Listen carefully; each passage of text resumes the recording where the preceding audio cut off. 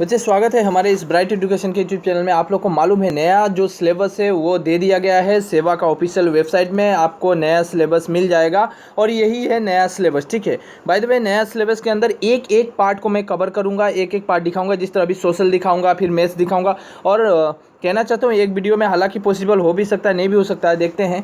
देखिए ये social science है, ये क्लास 9 और 10 दोनों के लिए है। यहाँ पे 9 10 के लिए अलग है, 9 का अलग है। देखिए ये 10 का है। ठीक है, क्लास 10 का जो भी 2022 में एग्ज़ाम देगा। ठीक है, एक तो इम्पोर्टेंट बात है यहाँ पे 40% सिलेबस को रिड्यूस कर दिया गया है। ठीक है, 40% सिलेबस रिड्यूस करके बनाया गया है। आपको समझने में असुविधाएं हो रही है, मैं जानता हूँ बहुत सारा बच्चे हैं जिसको समझ में नहीं आ रहा है, सो मैं समझाने की कोशिश करूँगा और हालांकि आशा करूँगा कि आपको समझ में भी आ जाए। 2022 में जो एग्ज़ाम होगा वो पेंडेमिक की वजह से 40% आपको रिड्यूस कर दिया गया है। आपका पढ़ाई भी नहीं हुआ, स्कूल भी नहीं गए। ठीक है, तो बहुत सारी थी असुविधाएँ थी जिसके कारण वहाँ पे एग्जामिनर जो थे उन लोगों ने कहा कि ठीक है 40% कमा दिया जाता है। तो चलिए पहले क्लास 10 को डिस्कस कर लेते हैं। देखिए थ्योरी जो रहेगा आपका 90 मार्क का रहेगा। आपका असाइनमेंट रहेगा 10 मार्क का। हाँ ठीक है, तो टोटल एग्जाम होगा 100 मार्क का। तो इंटरनल असाइनमेंट 10 मार्क का होगा। आपको पास करने के लिए मिनिमम, ठीक है मैक्सिमम की बात नहीं बोल रहा हूँ मैं, मिनिमम मार्क 27 चाहिए। एक बच्चा 27 लाना ही पड़ेगा। हाँ देखिए कोई बच्चे को क्या होता है, बोलता है सर 10 मार्क तो मुझे स्कूल से मिलेगा ही, फिर मैं 17 मार्क अगर उठा लेता हूँ तो पास कर जाऊँगा। नहीं, ये गलती है आपका। आपको खुद का दम पे, खुद के बल पे कॉन्फिडेंस आपको हाई होनी चाहिए, तभी आप ला सकते हैं। 27 लाना तो कोई बड़ी बात है ही नहीं। और प्लस 10 मार्क असाइनमेंट का मिलेगा, आपको 37 मार्क मिल जाएगा टोटल। ठीक है, एक्चुअल में आप जो स्कूल से 10 मार्क है तो 10 मार्क ही देगा। आपके जो स्कूल टीचर है वो भी हम उसकी गारंटी नहीं लेते हैं, क्योंकि आपका जो असाइनमेंट जमा कीजिएगा उस बेस पे आपको मार्क दिया जाएगा। बाय द वे चलते हैं समझाते हैं कि देखिए किस तरह आपको समझना है। ठीक है, सब्जेक्ट को देखते हैं। पहला हिस्ट्री के अंदर देखते हैं। हिस्ट्री में है पार्टीशन ऑफ बंगाल, मतलब बंग विभाजन हिंदी में कहा जाता है, एंड द स्वदेशी मूवमेंट, दोनों ही इसी के अंदर आता है। पार्टीशन ऑफ बंगाल और स्वदेशी मूवमेंट, इसके अंदर क्या क्या पढ़ना है। ठीक है, इसके अंदर क्या क्या पढ़ना है, देखिए यहाँ से आपका 6 मार्क का रहेगा। ठीक है, यहाँ से रहेगा 6 मार्क, लेकिन पढ़ना क्या है आपको पॉइंट वाइज। आपके बुक के अंदर मैं दिखाऊंगा आपके बुक के अंदर 1.2, 1.3, 1.4, 1.5 और 1.6, बस इतना ही पढ़ना है। द पार्टीशन ऑफ बंगाल, स्वदेशी मूवमेंट, कॉन्सिक्वेंस ऑफ द स्वदेशी मूवमेंट। ठीक है, स्वदेशी मूवमेंट एंड नेशनल कांग्रेस, यही सब पढ़ना है। Anti movement accessed of the government. ठीक है, बस यही पढ़ना है। ठीक है, इसके बावजूद और भी ये नहीं पढ़ना है। मैं कहना चाहता हूँ, अभी दिखला रहा हूँ आपको। देखिए मेरे पास इंग्लिश बुक था नहीं, फिर भी मेरे पास असामी से ही बुक है। सो असामीस बुक में मैं बस दिखा देना चाहता हूँ, मेरे पास अलग बुक है नहीं, हिंदी वगैरह है नहीं, तो मैं यहीं पे दिखा देना चाहता हूँ, चाहे वो कोई भी बुक हो। यहाँ पे देखिए ये है पार्टीशन ऑफ बंगाल, स्वदेशी एंड स्वदेशी मूवमेंट। ये है आपका first chapter, partition of Bengal and Swadeshi movement 1905 to 1911। ठीक है, आप अब आपके बुक है, बुक निकाल लीजिए। इसके अंदर क्या पढ़ना है, ठीक है, इसके अंदर क्या पढ़ना है मैं दिखा। आपको यहाँ से स्टार्ट करना है 1.02। ये देखिए वहाँ पे दिया हुआ था सिलेबस में 1.02 चाहिए ही चाहिए। 1.02 पूरा पढ़ना है, ये सब पढ़ना है। ठीक है, ये सब पढ़ना भी 1.02 के अंदर ही आता है, इसको भी पढ़ जाइएगा, पूरा पढ़िएगा पूरा। 1.02 के अंदर पूरा भी ये भी 1.02 के अंदर आता है, ये भी पढ़िएगा। इसके बाद देखिए यहाँ पे स्वदेशी मूवमेंट, ठीक है 1.03, राइट 1.03 मैं दिखाना चाहता हूँ आपको। देखिए यहाँ पे 1.03 स्वदेशी मूवमेंट, 1.03 स्वदेशी मूवमेंट। ठीक है, इसी तरह आपको 1.06 तक पढ़ना है, 6 तक पढ़ना है, मैं दिखा रहा हूँ। ये देखिए ये है 1.06, बस इतना दूर ही पढ़ना है, इतना दूर। इसके बाद ये सब स्वदेशी आंदोलन, अवदान, ये सब चाहिए ही नहीं, ये सब छोड़ दीजिए। ये सरकार आंदोलनकारी विरोधी कर्मपंथा, देखिए ये जो है ना, ये एंटी मूवमेंट जो किया गया था गवर्नमेंट के खिलाफ, ये 1.06 यहीं तक पढ़ना है। आप पूरा बुक उठाइए, यहाँ से इतना दूर पढ़ना है। अब बोलिएगा सर क्वेश्चन कहाँ से आएगा, देखिए क्वेश्चन आएगा इसका अंदर से ही, क्वेश्चन इसके अंदर से आएगा। क्वेश्चन मैं बना के दूंगा आपको, क्वेश्चन मैं बना के दूंगा, और जो क्वेश्चन बनाऊंगा वहीं से आएगा, ये गारंटी है। ठीक है, मैं बना के दूंगा क्वेश्चन, वो मेरे ऊपर छोड़िए।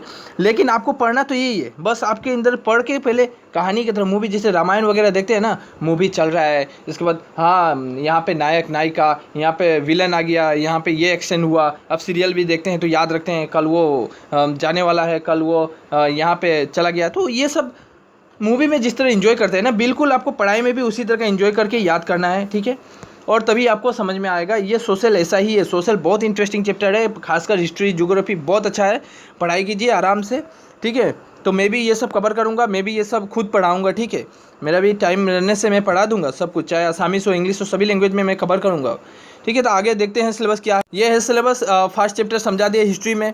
उसके बाद Gandhi and freedom movement chapter 2 है। इसमें मैं क्या क्या पढ़ना है, rights of Gandhi, royal act पढ़ना है, सत्याग्रह पढ़ना है, नॉन वायलेंस पढ़ना है, जलियांवाला बाग हत्याकांड पढ़ना है, खलीफा मूवमेंट पढ़ना है, नॉन कॉर्पोरेशन मूवमेंट पढ़ना है, end of the non corporation movement, Simon Commission, civil division movement, Gandhi Arvind pact, बहुत सारा है और बहुत इंटरेस्टिंग है। ये तो पढ़ने में इतना इंटरेस्टिंग है क्या बोलो, ठीक है। ये पढ़ना है आपको। जो मॉडर्न हिस्ट्री है पूरा यहाँ पे कवर हो जाएगा और बहुत यहाँ पे जानकारी भी मिलेगा, हमारे देश को आज़ादी कैसे मिली, लड़ाइयाँ कहाँ से शुरू हुई, गांधी जी का क्या रोल रहा है, साइमन कमीशन कब आया भारत में, जलियांवाला बाग हत्याकांड क्या, लाखों लोग मारे गए, सत्याग्रह क्यों शुरू हुआ, नॉन वायलेंस क्या है, सब कुछ यहाँ पे आपको समझ में आ जाएगा। 1947 तक यहाँ पे कवर किया गया है, जब देश की आज़ादी मिली हमें। बहुत अच्छा, हिस्ट्री पढ़ना बहुत ज़रूरी है, ठीक है। मैं तो कहता हूँ कि आपको ऑप्शनल सब्जेक्ट भी हिस्ट्री ही रखना चाहिए आप जब जाइएगा, मतलब एडवांस में, ठीक है, ताकि आप समझ सके कि देश कैसा था। हिस्ट्री पढ़ना चाहिए। इसके बाद देखते हैं, ये भी हिस्ट्री में ही है, ठीक है। चैप्टर 3 है। चैप्टर 3 में ज़्यादा पढ़ना नहीं है। रिवोल्ट ऑफ 1857, जो सिपाही मोनिटी हुआ था, सिपाही विद्रोह जिसको बोला जाता है, ये इंपॉर्टेंट है। 3.0 ये इंपॉर्टेंट है। उसके बाद ये रिवोल्ट इन असम में जो हुआ था, ये भी इंपॉर्टेंट, असम से बहुत सारा क्वेश्चन आता है, 7 मार्क है, आप जरूर कवर कीजिएगा, ठीक है। चैप्टर 4 में देखिए इंडिया फ्रीडम मूवमेंट के अंदर क्या आता है। इंडिया मूवमेंट के अंदर, इंडिया फ्रीडम जो मूवमेंट है, इसमें असमिया भाषा के ऊपर क्वेश्चन आता है, जो ना कि ये असमिया एसोसिएशन के ऊपर क्वेश्चन बहुत बार पूछा गया है, ठीक है। स्वदेशी मूवमेंट इन असम, खासकर तो यहाँ से क्वेश्चन डायरेक्ट एग्जामिनर पूछता है। स्वदेशी मूवमेंट इन असम, ये पूछता है। Non corporation movement in Assam, Assam का पूरा ही पढ़ना है और ज़्यादा नहीं पढ़ना है ना। यहाँ से देखिए ना, फोर से स्टार्ट कर रहे हैं, 1 2 3, उसके बाद देखिए 7 8 9 10 तक, 4.10 तक, ठीक है। 4.01 02 3 नहीं चाहिए। देखिए जो बोला है ना वही कीजिएगा। यहाँ पे देखिए 4.01 02, लेकिन 03 04 05 06 ये सब गायब है, ठीक है। 03 से लेकर 06 तक आपको पढ़ना ही नहीं है, ये सब नहीं पढ़ा है। जो बोला है बस वही पॉइंट को पढ़िएगा, ठीक है। जो बोला है अकॉर्डिंग टू क्वेश्चन हमें आंसर देना चाहिए, इसीलिए जैसा बोलता है सिलेबस वैसा ही कवर कीजिएगा। कल्चर हेरिटेज के ऊपर देखिए, इसमें क्या है, नॉर्थ ईस्ट का पूरा आपको समझ में आ जाएगा, जो हमारे असम में कैसा कल्चर है, नहीं है, रिलीजन क्या है, आर्ट एंड कल्चर का क्या योगदान रहा है, फ्लोक डांस कौन सा है, वहाँ यहाँ के लोग कैसे जीवन यापन करते हैं, एग्रीकल्चर कैसे करते हैं, बिल्कुल यहाँ पे समझ में आ जाएगा।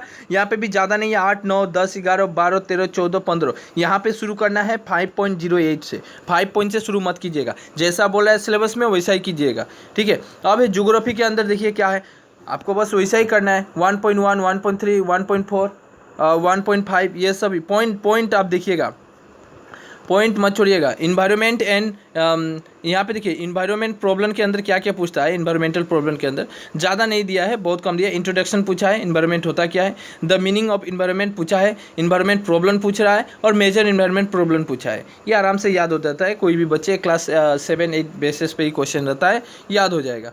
चैप्टर 3 में देखते हैं ज्योग्राफी ऑफ वर्ल्ड के अंदर ब्रिटिश एक मिनट, सॉरी बच्चे, ये ब्रीफ था, मैं ब्रिटिश बोल दिया था, अंग्रेज़ों को देखते देखते तो बस पढ़ते। अच्छा ठीक है। Brief introduction of the earth के ऊपर आपको समझाना पड़ेगा जो कैसा है, नहीं है, क्या है, इस पर कितने स्पेयर पाए जाते हैं, क्या नहीं, डिस्ट्रीब्यूशन ऑफ ओशियन के ऊपर, ठीक है। तो ज़्यादा है नहीं ज्योग्राफी ऑफ वर्ल्ड के अंदर चैप्टर 3 में। उसके बाद चैप्टर 4 में देखिए ज्योग्राफी ऑफ आसाम के अंदर पॉपुलेशन पढ़ना है, रिसोर्सेज पढ़ना है, इकोनॉमिक्स कैसा है आसाम का, ये सब पढ़ना है। पॉलिटिकल साइंस के अंदर एंड इकोनॉमिक्स के अंदर इंडियन डेमोक्रेसी पढ़ लेना है। इसके अंदर क्या क्या पढ़ना है, आप पॉइंट फॉलो कीजिए। आप अभी बुक उठाइए और अपने पॉइंट को गोल गोल सर्कल या दाग या राइट चिन्ह कुछ भी मार के रख दीजिए, ताकि समझ में आए आपको इतना ही पॉइंट पढ़ना है। सिलेबस तो यही है ना, बुक के अंदर दाग मार लीजिए या खुद से लिख लीजिए। लिखने से आप बुक जब उठाइएगा फिर से कॉपी खोजना पड़ेगा, कॉपी कहाँ गायब हो गया, इसलिए बुक के अंदर ही टिक मार करके रख दीजिए। ये जो चाहिए टिक मार करके रख दीजिए। Parliament, democracy, India, political system, तो ये सब चाहिए। उसके बाद चैप्टर 2 में देखिए, ये मैं राजनीति मतलब ये पॉलिटिकल का बोल रहा हूँ। हाँ, तो देखिए यूएनए के ऊपर क्वेश्चन आएगा ही आएगा, यूनाइटेड नेशन ऑर्गेनाइजेशन के ऊपर बहुत सारा क्वेश्चन आता है। डायरेक्ट स्टेब्लिश कब हुआ था, डायरेक्ट पूछा गया था। यूएनओ एंड द वर्ल्ड, ये पढ़ना है। अदर इंपॉर्टेंट इंटरनेशनल ऑर्गेनाइजेशन के बारे में पढ़ लेना है। इकोनॉमिक्स के अंदर मनी एंड बैंकिंग के अंदर आपका बटर सिस्टम आता है कि हम देखते थे कि हम कुछ देते थे वो हमें देता था। ऐसे लेन देन की प्रथाएं जो चल रही थी। पहले तो पैसा था नहीं, मनी पहले नहीं था, पहले मनी नहीं बनाया गया था। आप यहाँ पे पढ़िएगा, इसलिए कहता हूँ हिस्ट्री पढ़ना बहुत जरूरी है। आपको समझ में आएगा कि देश की शुरुआत कैसे होती है, पृथ्वी की शुरुआत कैसे होती है, इंसान का जन्म कैसे होता है इस पृथ्वी में, इंसान के अंदर इतना टैलेंट आया कहाँ से, दिन प्रतिदिन हम लोग कैसे आगे बढ़ते जा रहे हैं। तो सब कुछ हिस्ट्री ही आपको बतलाता है, ठीक है। उसके बाद डिसएडवांटेज ऑफ बटर सिस्टम जो है ये बहुत ज़रूरी है। ये डिसएडवांटेज एडवांटेज तो हर चीज़ का रहता है, क्या नहीं है बोलिए। तो बाय द वे यहाँ पे और कुछ है। मनी क्या है, ठीक ही है। मनी का फंक्शन के बारे में, टाइप ऑफ मनी, ये सब पढ़ लीजिएगा। पॉइंट जो जो दिया है वो पढ़िएगा। उसके बाद इकोनॉमिक्स डेवलपमेंट के अंदर इकोनॉमिक्स ग्रोथ के बारे में पढ़ना है, ह्यूमन डेवलपमेंट के बारे में पढ़ना है। नीति आयोग क्या, नीति आयोग से क्वेश्चन आएगा। अभी तो नीति आयोग के अध्यक्ष भी पूछा था। देखिए जो आपके बुक में नहीं है ना वो भी पूछ देता है। एक बार ये भी पूछा था नीति आयोग के अध्यक्ष कौन है, ठीक है, प्रेसिडेंट के बारे में पूछ देता है, ठीक है। उसको ग्लोबलाइजेशन पूछता ही है, ठीक है, इस पर तो डायरेक्ट पूछता है ग्लोबलाइजेशन।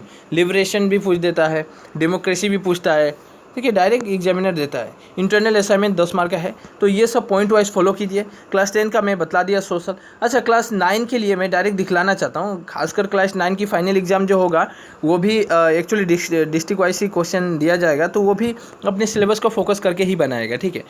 तो ये क्लास 10 है, क्लास 9 क्लास 9 में ज़्यादा है नहीं। क्लास 9 वाले देखिएगा, ये आप खुद देख लीजिए, ठीक है। आपका कोई यहाँ पे पॉइंट वाइज नहीं है, आपका बस चैप्टर मेंशन किया गया है। 1 2 3 चैप्टर नहीं चाहिए, 4 चाहिए, 5 नहीं चाहिए। ज्योग्राफी के देखिए, हिस्ट्री के अंदर 3 चैप्टर ही पढ़ना है, 1 2 4। ज्योग्राफी के अंदर 1 3 4, ठीक है। उसका पॉलिटिकल एंड इकोनॉमिक्स के अंदर 1 2, उसके बाद 1 2। देखिएगा बेसिक कॉन्सेप्ट है, आप ज़रूर ये सब दाग लगा लीजिए, ठीक है। तो क्लास 9 का सोशल ख़त्म ही हो गया, इसलिए मैं क्लास 10 पे ज़्यादा ध्यान दिया, क्योंकि क्लास 10 का जो फाइनल एग्जाम आने वाला है, बच्चे अगर ना समझ में पाए सभी पढ़ जाएँ, टाइम वेस्ट करके कोई लाभ नहीं है। अब जैसा बोला जा रहा है सिलेबस ही सबसे महत्वपूर्ण होता है, क्योंकि सिलेबस ही हमें रास्ता दिखाता है, हमें कहाँ जाना है। भाई हमें मालूम ही ना हो हम कहाँ जाएंगे, कोई भी एग्ज़ाम दीजिए, सिलेबस सबसे बड़ी चीज़ होती है। तो बाय बाय, टेक केयर। आपको अगर अच्छा लगा वीडियो तो अपने दोस्तों को ज़रूर शेयर कीजिए। आप तो यही गलती करते हैं, अपने दोस्तों को नहीं शेयर करते हैं। कम से कम मेरे चैनल को भी ग्रो करना है, आगे बढ़ाना है, आप चाहते हैं। आपसे तो कोई फ़ीस नहीं लिया जाता। फ़ीस के तौर पे बस यही सोचिएगा, एक लाइक कर देना है, सब्सक्राइब करके किसी को शेयर कर देना है। उस बंदे का भी फ़ायदा होगा, वो भी आप बोलेगा कि नहीं अपने अच्छा चैनल भेजा, मेरा हेल्प हो रहा है। ऐसे तो पेंडेमिक चल ही रही है, कोरोना चल ही रहा है, बच्चे घर में ही पढ़ रहे हैं, ऑनलाइन स्टडी हो रहा है, ठीक है। और एक बात है कि मैं बहुत सारा grammar, Hindi, maths, social science, English का इम्पोर्टेंट, वोकेबलरी हो गया, ग्रामर हो गया, प्रीपोजिशन, नाउन्स, प्रोनाउंस, ये सब पूरा कवर कर चुका हूँ मैं। आप जरूर देखिएगा। नरेशन तो खासकर बहुत अच्छा से समझाया गया, करेक्ट टेंस भी समझाया गया है, बिल्कुल। आप जरूर जाके चेक कीजिएगा, मेरे प्लेलिस्ट चेक कीजिएगा, प्लेलिस्ट यहाँ पे दे दिया जाएगा डिस्क्रिप्शन के नीचे, नहीं तो आप डायरेक्ट विजिट कर सकते हैं, ठीक है। तो बाय बाय, टेक केयर। और एक बात है कि मैं सभी का सिलेबस दिखलाने वाला, अभी मैथ्स दिखलाऊंगा, फिर साइंस भी दिखलाऊंगा, ठीक है। सब समझाऊंगा मैं, बिल्कुल एग्जाम्पल के द्वारा समझाऊंगा। Bye bye, take care.